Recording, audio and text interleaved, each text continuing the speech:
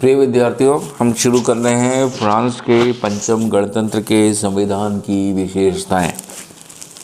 राजनीतिक अस्थिरता और प्रशासनिक दुर्बलता की स्थिति को दूर करने के लिए डी गॉल के नेतृत्व में 1958 में जिस संविधान को अपनाया गया था उसका मूल मंत्र व्यवस्था, ऑर्डर और स्थायित्व, स्टेबिलिटी ही है।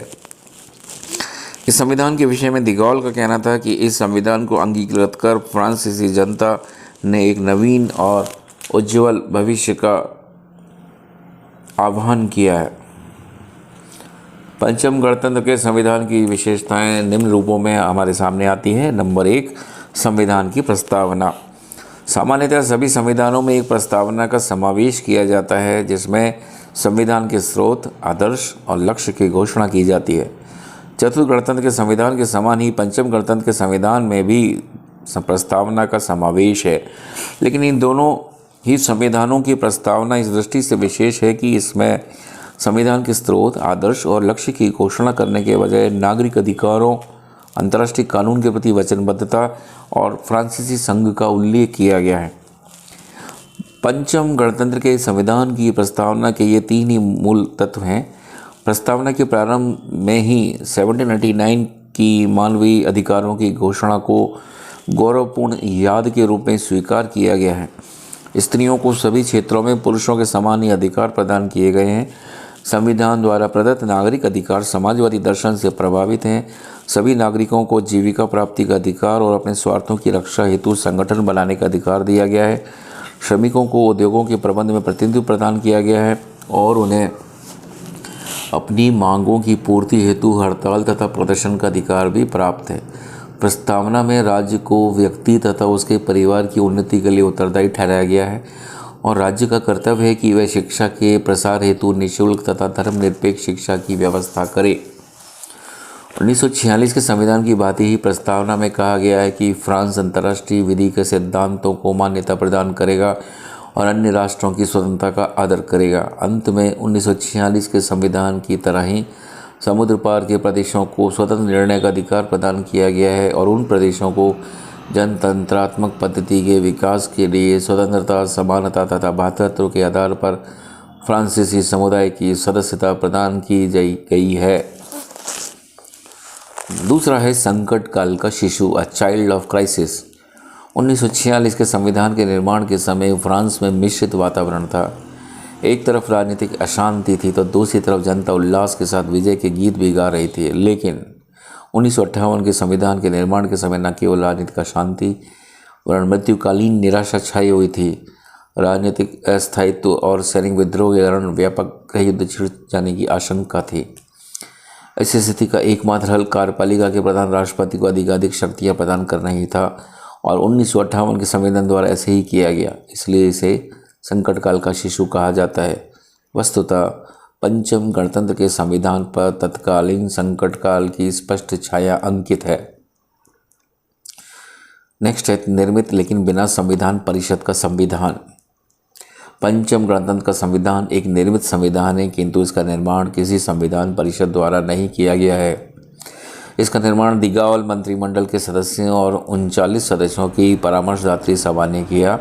इस सभा को संविधान परिषद इसलिए नहीं कहा जा सकता कि इसे जनता द्वारा निर्वाचित नहीं किया गया था और न ही इस सभा के द्वारा जनता के विभिन्न वर्गों को विचारधारा की दृष्टि से रखा गया था।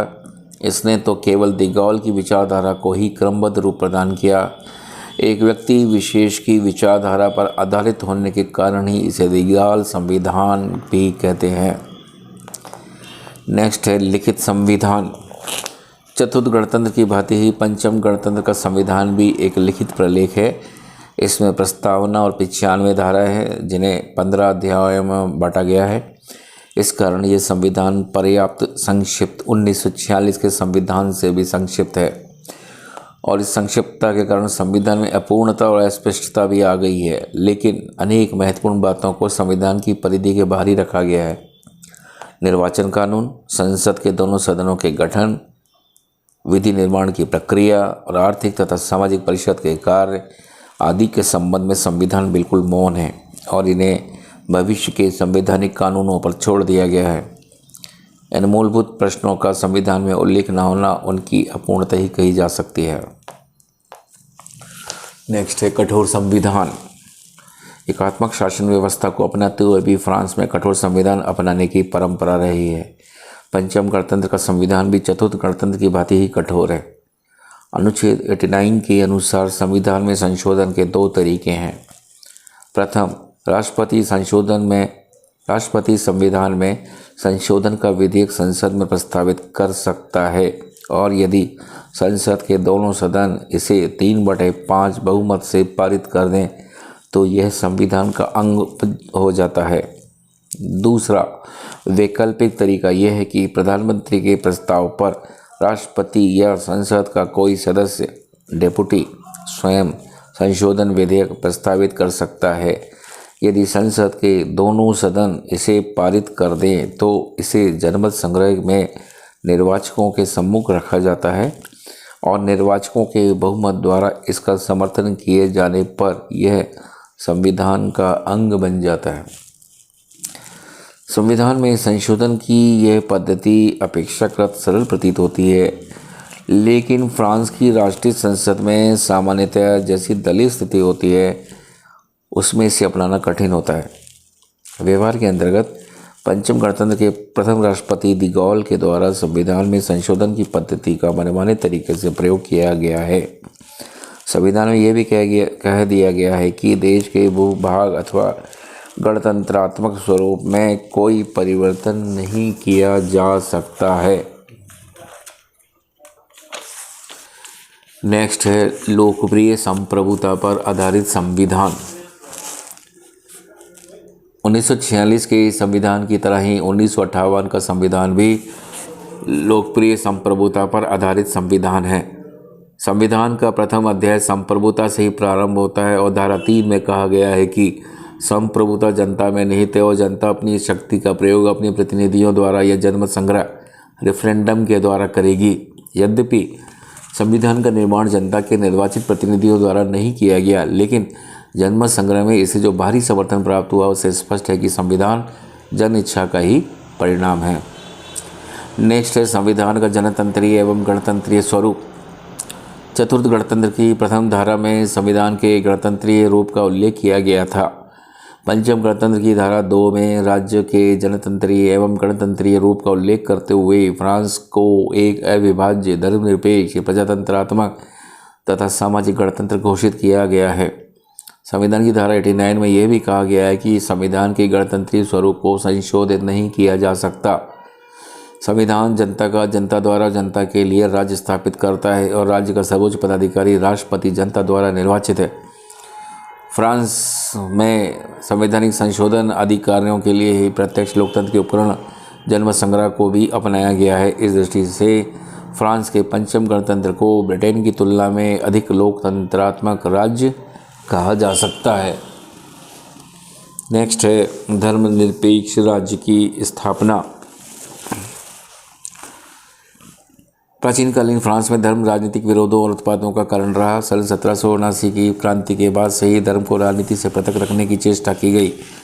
पंचम गणतंत्र में के संविधान द्वारा भी फ्रांस को धर्मनिरपेक्ष राष्ट्र घोषित करते हुए कहा गया है कि राज्य सभी विश्वासों का आदर करेगा और सभी नागरिकों के बीच जाति या धर्म के आधार पर भेदभाव किए बिना समानता स्थापित करेगा। संविधान की प्रस्तावना में कहा गया है कि राज्य धर्मनिरपेक्ष शिक्षा की व्यवस्था करेगा। नेक्स्ट है मौलिक अधिकारों की व्यवस्था। पंचम गणतंत्र के संविधान द्वारा मौलिक अधिकारों की व्यवस्था भी की गई है, लेकिन इस संबंध में व्यवस्था संविधान के किसी अध्याय में करने की अपेक्षा संविधान की प्रस्तावना में ही कर दी गई है। संविधान की प्रस्तावना में 1789 के मानवीय अधिकारों के घोषणा पत्र को स्वीकार किया गया है। जीवन के सभी क्षेत्रों में स्त्रियों को पुरुषों के समान अधिकार प्रदान किए गए हैं और व्यक्ति के स्वास्थ्य, भौतिक उन्नति, उसकी सुख सुविधा और उसके परिवार की उन्नति का उत्तरदायित्व तो राज्य पर है। शिक्षा सुविधाओं का प्रसार भी राज्य का कर्तव्य निश्चित किया गया है। तो पश्चिमी प्रजातंत्र होते हुए भी पंचम गणतंत्र के संविधान में समाजवादी प्रभाव स्पष्ट रूप से दिखाई देता है, जैसे सभी नागरिकों को जीविका प्राप्ति का अधिकार तथा अपने हितों की रक्षा हेतु संगठन बनाने का अधिकार, श्रमिकों को उद्योगों के प्रबंध में प्रतिनिधित्व प्रदान करना और मांगों की पूर्ति के लिए हड़ताल तथा प्रदर्शन। नेक्स्ट है संसदात्मक एवं अध्यक्षात्मक शासन व्यवस्था का समन्वय। पंचम गणतंत्र के संविधान की एक प्रमुख और संभवतः सबसे अधिक प्रमुख विशेषता संसदात्मक एवं अध्यक्षात्मक शासन व्यवस्था के तत्वों का समन्वय है। चतुर्थ गणतंत्र के संविधान द्वारा फ्रांस में संसदात्मक व्यवस्था को अपनाया गया था, लेकिन फ्रांस की विशेष राजनीतिक परिस्थितियों के कारण संसदात्मक व्यवस्था में अनेक दुर्बलताएं अनुभव की गईं, जिनके प्रकाश में पंचम गणतंत्र के संविधान में संसदात्मक एवं अध्यक्षात्मक तत्वों का समन्वय किया गया है। पंचम गणतंत्र की मंत्रिपरिषद के सदस्यों को संसद की कार्रवाइयों में भाग लेने का अधिकार है और संविधान के अनुच्छेद 20 के अनुसार मंत्रिमंडल संसद के प्रति उत्तरदायी होता है। अनुच्छेद 49 और 50 के अनुसार फ्रांस की राष्ट्रीय व्यवस्थापिका को सरकार को प्रतिनिधित्व करने सेंसर का अधिकार प्राप्त है और प्रतिनिधित्व व्यवस्थाओं के पारित होने पर मंत्रिमंडल पदारूढ़ नहीं रह सकता। नेक्स्ट है अधिकार संपन्न राष्ट्रपति और निर्बल विधायिका। चतुर्थ गणतंत्र के संविधान का सबसे बड़ा दोष राजनीतिक अस्थायित्व था और इस राजनीतिक अस्थायित्व का सबसे प्रमुख कारण यह था कि इस संविधान के द्वारा शक्ति संपन्न विधायिका और इसके साथ निर्बल कार्यपालिका की व्यवस्था की गई थी। अतः कार्यपालिका का अस्तित्व न केवल सिद्धांत वर्ण व्यवहार में भी पूर्णतः विधायिका की इच्छा पर निर्भर करता था। पंचम गणतंत्र के संविधान द्वारा इसे परिवर्तित कर नितांत विपरीत प्रदान कर दिया गया है। इसके द्वारा एक अत्यधिक अधिकार संपन्न राष्ट्रपति पद की व्यवस्था की गई है। प्रधानमंत्री और मंत्रिपरिषद के सदस्यों को वही नियुक्त करता है और उसके प्रत्येक कार्य पर प्रधानमंत्री के प्रति हस्ताक्षर की आवश्यकता नहीं है। उसे सैनिक और असैनिक नियुक्तियां करने, संधियों के लिए वार्ता करने और संसद के पास संदेश भेजने के अधिकार प्राप्त हैं। संविधान की धारा 5 में कहा गया है कि राष्ट्रपति संविधान तथा राज्य का संरक्षक है। राष्ट्रपति का कार्यकाल 7 वर्ष का है, जबकि राष्ट्रीय सभा का कार्यकाल 5 वर्ष का। यह बात राष्ट्रपति की तुलना में विधायिका की स्थिति को बहुत निर्बल कर देती है। विधायिका को कानून बनाने की शक्ति सीमित है। अब केवल उन्हीं विषयों पर कानून बना सकती है जिनकी सूची संविधान में दी गई है। इन विषयों के बाहर नियम बनाने का अधिकार मंत्रिमंडल को प्राप्त है।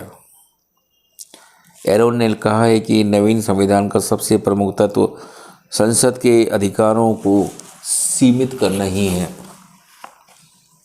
चतुर्थ गणतंत्र में व्यवस्थापिका के 2 सदन थे, राष्ट्रीय सभा और गणतंत्र परिषद।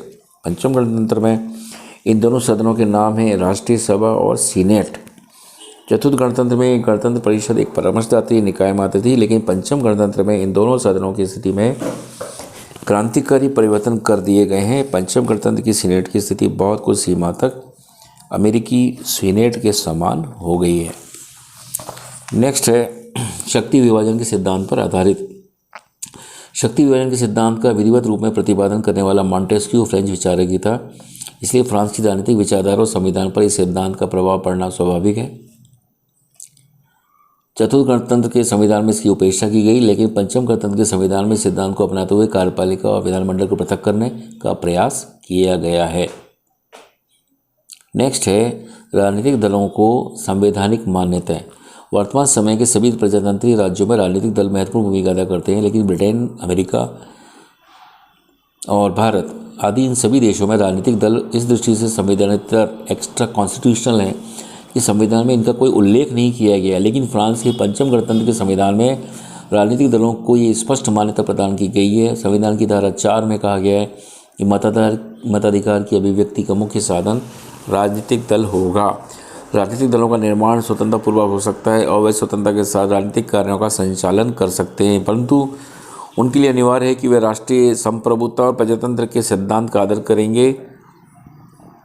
पंचम गणतंत्र के संविधान द्वारा राजनीतिक दलों के मान्यता दिए जाने के संबंध में पिकल्स कहते हैं, प्रथम बार एक गणतंत्रात्मक संविधान राजनीतिक दलों का केवल नाम ही नहीं लेता, वरन राजनीतिक जीवन के स्वाभाविक रूप में इन्हें मान्यता भी देता है।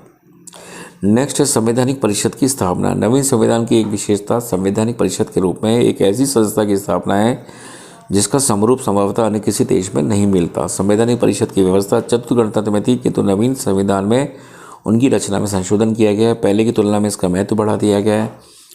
संवैधानिक परिषद में 9 सदस्य हैं जो 9 वर्ष के लिए नियुक्त होते हैं और 1/3 सदस्य प्रति तीसरे वर्ष हट जाते हैं। संवैधानिक परिषद द्वारा चुनाव, जनमत संग्रह और कानून की वैधानिकता की जांच का कार्य किया जाता है।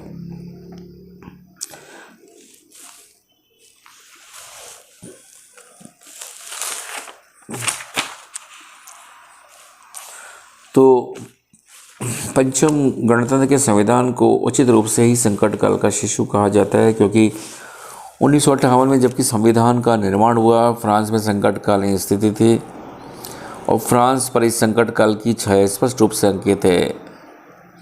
लेकिन पंचम गणतंत्र का संविधान प्रारंभ से ही बहुत अधिक विवाद का विषय रहा है और विरोधियों ने इसके प्रति कुछ अधिक तीखी और कट्टु आलोचनाएं की हैं। फ्रांस के भूतपूर्व राष्ट्रपति मांडे फ्रांस ने इसे राष्ट्र शांति तथा जनतंत्र के हितों के लिए घातक बतलाया। पश्चिम जर्मनी के समाचार पत्र डर स्पीगल ने इस पर टिप्पणी करते हुए कहा, ये संविधान जनता के प्रतिनिधि द्वारा जनता के लिए नहीं बना है और एक व्यक्ति द्वारा उसी के लिए बना है, उसी घटते उसका अंत निश्चित है।